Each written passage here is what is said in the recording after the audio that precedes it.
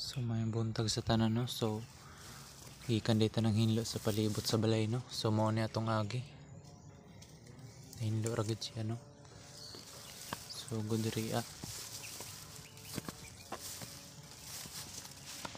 sa palibot sa balay anto diri sa atong gi siguro para di kayo hugaw. Yan hinlo gid siya no. Karon mosulod ta kay aron makita po ninyo atong gihinluan sa sulod. Mo din no. Bali mo nigipuy-an sa mga trabahante diri sa amo ang amo. Nagdaanan. Medyo kabuk-kabuk na siya pero dala-dala pa. So mga ratono, daghang salamat sa paglantaw sa ato ang video karon.